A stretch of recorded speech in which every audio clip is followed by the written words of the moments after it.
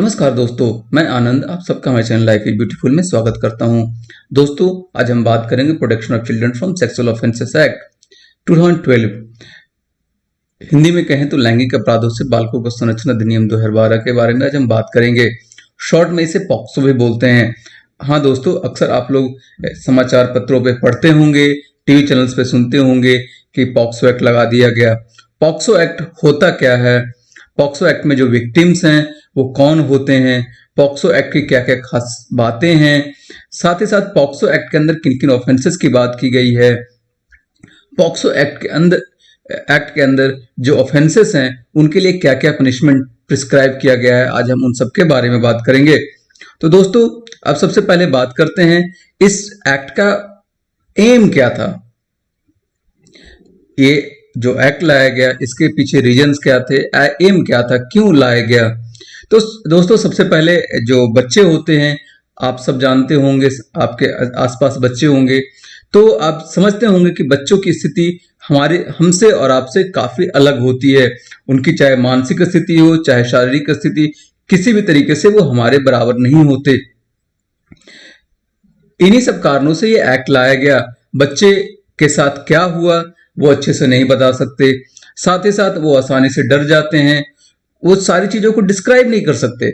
साथ ही साथ आप सब अक्सर समाचार पत्रों में पढ़ते होंगे 6 महीने के बच्चे के साथ, 6 साल के बच्चे के साथ इस तरीके के ऑफेंसेस हो रहे हैं, सेक्सुअल असॉल्ट हो रहे हैं, सेक्सुअल हरासमेंट हो रहे हैं, जो कि वो बच्चे जानते भी नहीं कि सेक्सुअल असॉल्ट होता क्या है, सेक्सुअल हरासमेंट क्या होता है। तो इन्हीं सब चीजों को हैंडल करने के लिए, टैकल करने के लिए ये एक्ट लाया गया। साथ ही साथ इस एक्ट के द्वारा स्पेशल कोर्ट्स को भी एस्टेब्लिश किया गया जो कि बच्चों को कुछ सहूलियत प्रदान करते हैं और साथ ही साथ स्पीडी ट्रायल इंश्योर करते हैं। इसके साथ साथ दोस्तों, भारत यूनाइटेड नेशंस का एक मेंबर है और इसने एक convention on the rights of the child को एक्सेप्ट किया था और इसी कारण से भारत सरकार ने इसे इंप्लीमेंट किया 2012 में। जैसा कि हम पहले ही बता चुके हैं कि जो एम क्या था, तो बच्चों को प्रोटेक्शन प्रदान करना। तो सेम चीजें हैं जो अभी जो आईपीसी है, सीआरपीसी हैं, जो प्रोसीजर दिया गया है, साथ ही साथ चाहे रेप वाले एक्ट्स हैं, तो बच्चों के ऊपर अच्छे से फिट नहीं बैठते। बच्चे अपनी चीजों को डिस्क्राइब नहीं कर सकते, बच्चे ऑफेंडर्स को कई बार पहचान नहीं सकते। तो इसी कारण जो ऑफेंडर्स थे वो भाग जाते थे, बच जाते हैं। बच्चों के साथ अगर कुछ मिसबिहेव भी हो तो उन्हें नहीं मालूम वो होता क्या है। सेक्सुअल असॉल्ट हो, सेक्सुअल अब्यूज हो, ये सारी चीजें होती क्या है वो बच्चों को मालूम भी नहीं होता। तो जैसा कि मैं पहले ही बता चुका हूं कि जो एग्जिस्टिंग लॉ थे वो उन सब चीजों को हैंडल नहीं कर पा रहे, टैकल नहीं कर पा रहे थे। तो उन्हीं चीजों को मैनेज करने के लिए ये एक्ट लाया गया। साथ ही साथ इस एक्ट की सबसे खास बात जो है वो है कि इसमें मेल और फीमेल की बात ही नहीं की गई है, चाइल्ड की बात की गई है और ये एक्ट पूरी तरीके से जेंडर न्यूट्रल एक्ट है। इस एक्ट की बात करें तो ये एक्ट 14 नवंबर 2012 को इंप्लीमेंट किया गया भारत सरकार के द्वारा। ये एक्ट क्या करता है, एक्सुअल असॉल्ट, सेक्सुअल हरासमेंट और पोर्नोग्राफी तीनों से बच्चों को प्रोटेक्शन प्रदान करता है।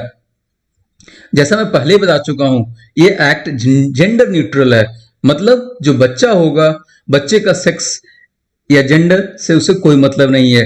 18 साल से कम उम्र का कोई भी पर्सन, जिस पर्सन की एज 18 साल से कम है उसे चाइल्ड मान लिया गया है, चाहे वो मेल हो, फीमेल हो, थर्ड जेंडर हो या किसी भी जेंडर का, उसे मतलब नहीं है। जेंडर से यहां मतलब नहीं दिया गया है। ये एक्ट क्या करता है, तो बच्चे के को सेफ गार्ड करता है, उसके इंटरेस्ट को सेफ गार्ड करता है हर एक स्टेज पे, चाहे जुडिशियल प्रोसेस हो, चाहे रिपोर्टिंग के समय हो। साथ ही साथ स्पीडी ट्रायल इंश्योर करता है स्पेशल कोर्ट्स के द्वारा। ये एक्ट सेक्सुअल अब्यूज को डिफाइन करता है, चाहे वो पेनेट्रेटिव हो, नॉन पेनेट्रेटिव हो। सेक्सुअल हरास डिफाइन करता है जिससे चीजों को समझने में और जो कन्विक्ट है, एक्यूज्ड है, उसे पकड़ने में आसानी हो जाती है। इस एक्ट की एक सबसे खास बात मुझे लगी वो एग्रेवेटेड। जो भी ऑफेंसेस हो, चाहे सेक्सुअल असॉल्ट हो, पेनेट्रेटिव हो या नॉन पेनेट्रेटिव, दोनों ही केसेस में सर्टेन कुछ कंडीशंस जोड़ दिए गए हैं। अगर जो एक्यूज्ड है या जो पर्सन है, जो ऑफेंडर है, अगर वो उस करते वक्त अगर या तो ऑफेंडर उस कैपेसिटी में हो या तो फिर वो सिचुएशन उस जगह उस सिचुएशन पे किया गया हो, तो उसे एग्रेवेटेड मान लिया जाएगा बाय डिफॉल्ट, अगर वो सिचुएशन एग्जिस्ट कर रहा हो तो। हम बात करेंगे एग्रेवेटेड किन किन सिचुएशंस में होती है। ट्रैफिकिंग, इस एक्ट के अंदर ट्रैफिकिंग बच्चों का जो होता है सेक्सुअल पर्पस के लिए, उससे भी पनिशमेंट बनाया गया है, पनिशेबल बनाया गया है। अब बात करते हैं इस एक्ट के अंदर किन किन ऑफेंसेस की बात की गई है। तो दोस्तों सबसे पहले penetrative sexual assault, aggravated penetrative sexual assault, aggravated sexual assault, sexual harassment, use of child for pornographic purposes. यहां मैंने पहले ही बोला कि आपको एग्रेवेटेड कुछ सर्टेन कंडीशन जोड़ दी गई है, अगर वो एग्जिस्ट करती हो तो वो एग्रेवेटेड मान लिया जाता है। तो सबसे पहले सेक्सुअल असॉल्ट, सेक्सुअल असॉल्ट क्या होता है और पेनेट्रेटिव एंड नॉन पेनेट्रेटिव मतलब एक पेनेट्रेटिव हो गया, एक नॉर्मल सेक्सुअल असॉल्ट हो गया, उन दोनों में क्या डिफरेंसेस हैं।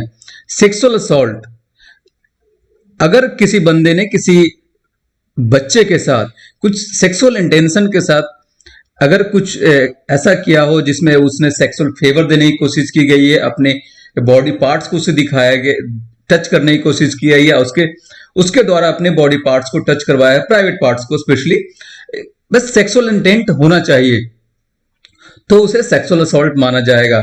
अब पेनेट्रेटिव, जैसा कि नाम से ही क्लियर है, अगर पेनेट्रेशन होता है चाहे बच्चे के बॉडी पार्ट्स का, चाहे जो एक्यूज्ड है उसके बॉडी पार्ट्स का, बच्चे के अंदर किसी भी तरीके से, चाहे वो पेनिस हो या कुछ और हो, जो बच्चे के अंदर इंसर्ट करवाया जाए या बच्चों को ऐसा करने के लिए उकसाया भी जाए, उकसा करके अपनी बॉडी में उसके पेनिस को डलवाया जाए, तो ये सारा पेनेट्रेटिव सेक्सुअल असॉल्ट में आता है। तो पेनेट्रेटिव सेक्सुअल असॉल्ट को सेक्शन 3 में बात किया गया है, सेक्सुअल असॉल्ट को सेक्शन 7 में बात किया गया है। सेक्सुअल हरासमेंट, सेक्सुअल हरासमेंट उस सिचुएशन में को माना गया है जिसमें कि बॉडी टू बॉडी कांटेक्ट नहीं है, मतलब टच नहीं हो रहा है, मतलब दूर से इशारे किए गए हैं सेक्सुअल फेवर्स के लिए, या अपने दूर से ही बच्चे को अनकंफर्टेबल किया जा रहा है, दूर से ही मतलब एक फिजिकल डिस्टेंस मेंटेन करते हुए अपने बॉडी पार्ट्स को दिखाया जा रहा है ताकि बच्चे या फिर बच्चे को ऐसा करने के लिए उकसाया जा रहा है, तो उसे सेक्सुअल हरासमेंट की कैटेगरी में रखा गया है। पोर्नोग्राफिक पर्पसेस, पोर्नोग्राफिक आपको मालूम ही होगा कि वीडियो जो बनाते हैं बच्चों का, उसके लिए।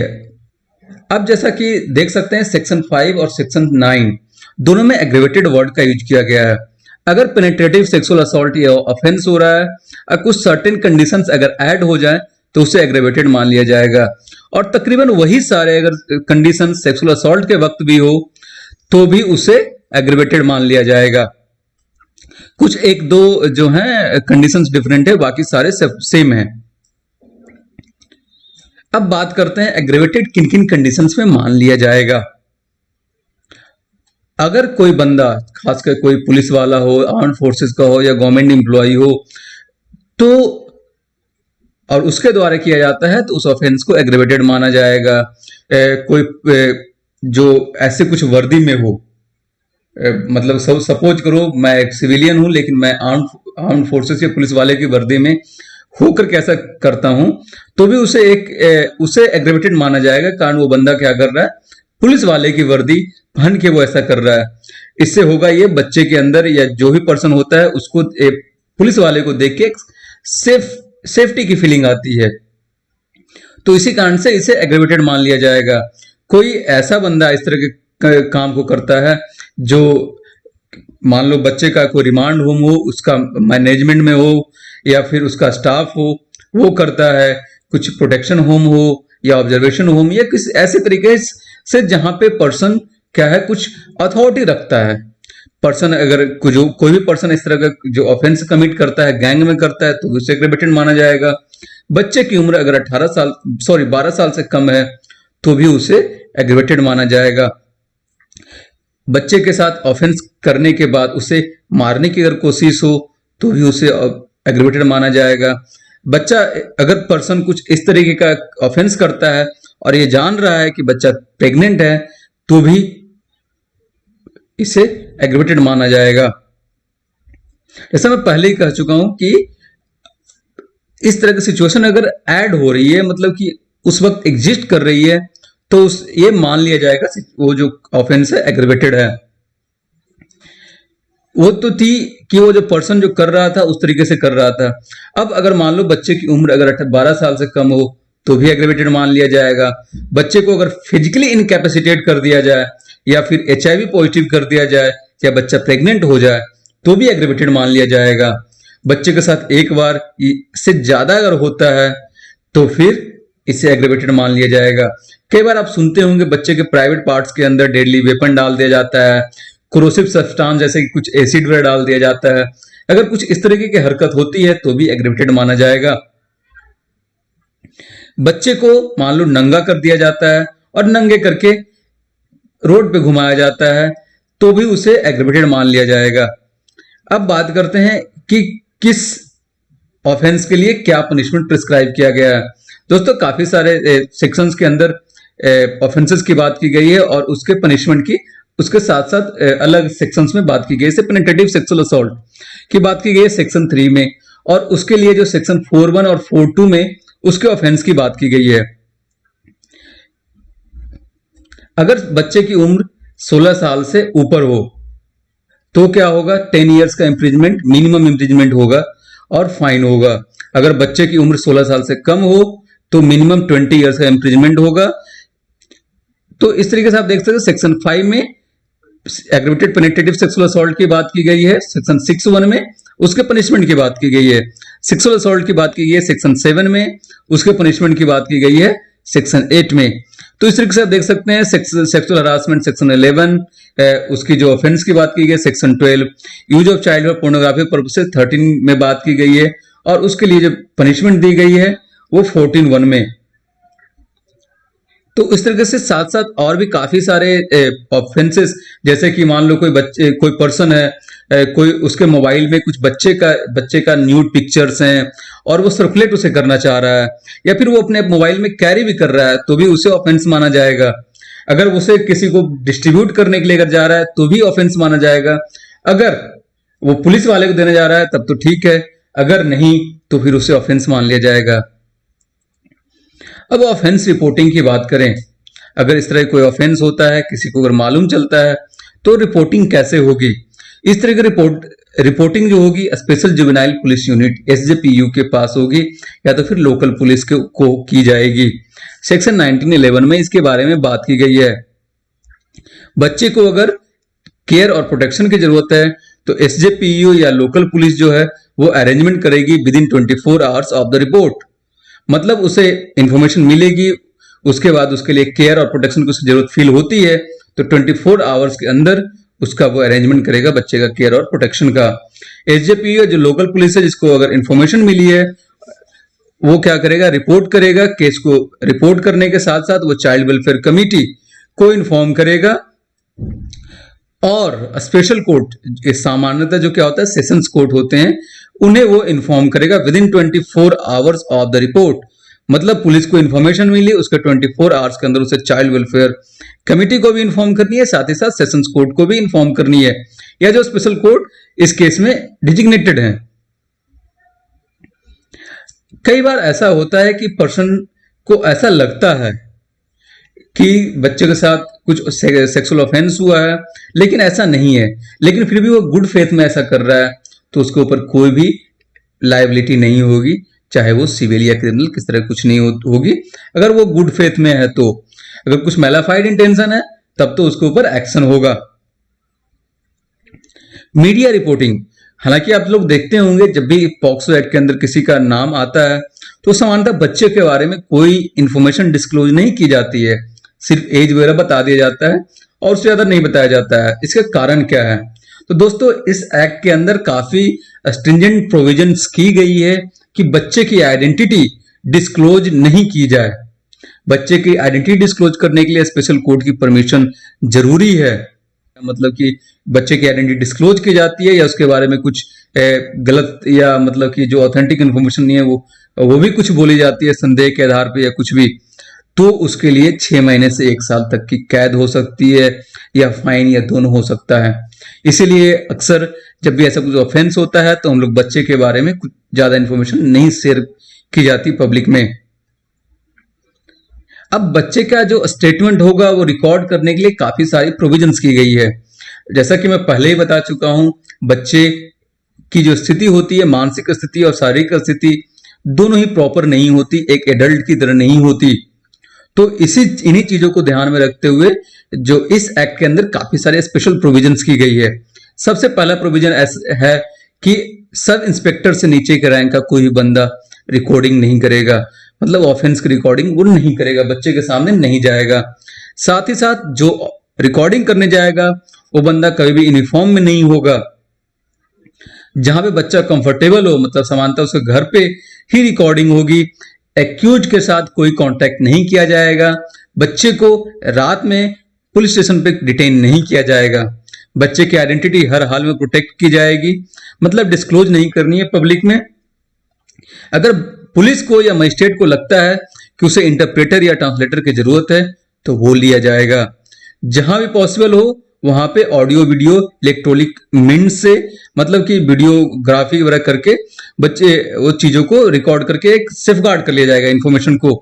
मेडिकल एग्जामिनेशन अगर जो चाइल्ड है वो फीमेल है तो फीमेल डॉक्टर के द्वारा ही किया जाएगा। ये इन सब चीजों की इसमें इंश्योर करने की बात की गई है। अब स्पेशल कोर्ट की, जैसे मैंने पहले ही बताया कि इस एक्ट के अंदर स्पेशल कोर्ट्स की बात की गई है कि स्पेशल कोर्ट्स का डिजिग्नेशन होगा, या तो स्पेशल कोर्ट इस्टेब्लिश किए जाए या तो फिर जो सेशंस कोर्ट है उसे डिजिग्नेट किया जाए। तो इसी के बारे में बात की गई है। इस एक्ट के अंदर बर्डन ऑफ प्रूफ एक्यूज के ऊपर शिफ्ट की गई है। स्पेशल कोर्ट पूरी तरीके से कोशिश करेगी कि चाइल्ड फ्रेंडली एटमॉस्फेयर बनाया जाए, और इसके लिए क्या कर सकते हैं, वो फैमिली मेंबर्स को अलाउ कर सकते हैं, फ्रेंड को, रिलेटिव को या गार्जियन को अलाउ कर सकते हैं कोर्ट में। स्पेशल कोर्ट इंश्योर करेगी किस तरह कोई एग्रेसिव क्वेश्चनिंग ना हो, कैरेक्टर असैसिनेशन नहीं हो बच्चे का, बच्चे को बार बार कोर्ट में आना ना पड़े, ये इंश्योर किया जाए। साथ ही साथ 1 साल के अंदर ट्रायल कंप्लीट किया जाए। इसके साथ साथ ये भी इंश्योर किया जाए कि एक्यूज के साथ बच्चे का किसी तरह कोई एक्सपोजर नहीं हो, मतलब कोई कांटेक्ट नहीं हो। उसके बाद जो भी ट्रायल कंडक्ट किया जाए वो इन कैमरा होगा, मतलब वो क्लोज्ड होगा, पब्लिक गैदरिंग वहां पे नहीं होगी। साथ ही साथ कोर्ट ट्रांसलेटर और या इंटरप्रेटर की असिस्टेंस ले सकती है अगर उसे लगता है तो। इस एक्ट के अंदर जो इंपॉर्टेंट प्रोविजन है हम उसके बारे में बात करते हैं। फ्री लीगल एड की बात की गई है। जो भी विक्टिम होगा, खास मतलब कि बच्चे की जो फैमिली होगी, बच्चे को legal aid, free legal aid provide किया जाएगा। सेंट्रल गवर्नमेंट को रिस्पॉन्सिबिलिटी दी गई है कि वो पब्लिक अवेयरनेस बढ़ाए। NCPCR, national commission for protection of child को मॉनिटरिंग अथॉरिटी डेजिग्नेट किया गया है इस एक्ट के अंदर में। सर देखा जाता है कि बच्चे जो होते हैं 16, 17, 18 सेम क्लास के अंदर जो पढ़ रहे हैं, सेम कॉलेज के अंदर जो पढ़ रहे हैं, उनके बीच क्या होता है, तो फिजिकल रिलेशन बनते हैं, सेक्सुअल रिलेशन बनते हैं। और इसके बाद क्या होता है, अगर लड़के की उम्र 18 साल से ऊपर होती है तो फैमिली क्या करते हैं, लड़की के फैमिली वाले लड़के को कोर्ट में घसीटते हैं और उसकी लाइफ बर्बाद हो जाती है। जबकि ये जो रिलेशन था वो कंसेंसुअल था। कई बार ऐसा होता है कि लड़की के माँ बाप पैसे ऐंठने की भी कोशिश करते हैं। एक गांव में ऐसा देखा गया है कि बच्चे, लड़की की उम्र अगर 16 साल है और लड़के की उम्र अगर 18-19 साल है तो बच्चे, लड़के के फैमिली वालों के ऊपर प्रेशर बनाया जाता है, उनसे कई बार पैसा ऐंठा जाता है, या कई बार दोनों की, लड़की की जबरदस्ती उसे सेग्रीगेट, मतलब साथ में नहीं रहने दिया जाता। तो इस तरह की सिचुएशन अराइज होती है। तो आप देख सकते हैं इस एक्ट का मिस यूज किया जा रहा है फैमिली वालों के ऊपर, जो लड़की के फैमिली वाले हैं, खासकर लड़की जो चाइल्ड फैमिली है उसके द्वारा मिस यूज किया जा रहा है। ऐसे काफी सारे सिचुएशन आई है। इन सब चीजों को ध्यान में रखते हुए मद्रास हाई कोर्ट ने कहा कि इस एक्ट को अमेंड किया जाए और जो 16 से 18 साल के बीच के बच्चों के बीच में अगर जो कंसेंसुअल सेक्स होता है उसे हटा दिया जाए, बाहर निकाला जाए। अगर जुवेनाइल जस्टिस एक्ट की बात करें, juvenile justice care and protection of children act, उसकी बात करें तो वो बच्चे 16 साल से ऊपर के बच्चे को ट्राई करने की बात करता है एडल्ट की तरह अगर हीनस क्राइम हो। लेकिन यहां पे क्या है, 18 साल से कम उम्र का हर एक पर्सन बच्चा कहलाता है। तो आप देख सकते हैं कि इस तरह के एक्ट में क्या किया जाए। तो इस तरह की सिचुएशन कॉन्फ्लिक्टिंग होती है। साथ ही साथ medical termination of pregnancy act के कुछ प्रोविजंस हैं, उसके साथ इस एक्ट के प्रोविजंस का कॉन्फ्लिक्ट होता है। तो इस तरीके से हम देख सकते हैं ये एक्ट तो वाकई में काफी बढ़िया बनाया गया है। अगर इसकी इंप्लीमेंटेशन बहुत ही अच्छी हो, बच्चों के लिए काफी सारी सहूलियतें प्रदान की गई है, प्रोटेक्शन के लिए दी गई है। बस कंडीशन एक ही है कि अगर इसका इंप्लीमेंटेशन सही से हो, स्ट्रिक्टली किया जाए पुलिस डिपार्टमेंट के द्वारा या जो एसजेपीओ होते हैं उनके द्वारा। साथ ही साथ जो कोर्ट्स का जो ऑब्जर्वेशन है कि जो भी ऑब्जर्वेशंस हैं उसे ध्यान में रखा जाए, सोसाइटी के नीड्स को ध्यान में अगर रखा जाए तो ये एक्ट हमारी सोसाइटी को इस तरह के कलंक से बाहर निकालने में काफी मदद कर सकती है। दोस्तों, आज के लिए इतना ही। अगर आपको हमारा वीडियो अच्छा लगा हो तो प्लीज लाइक करें, शेयर करें, सब्सक्राइब करें। धन्यवाद।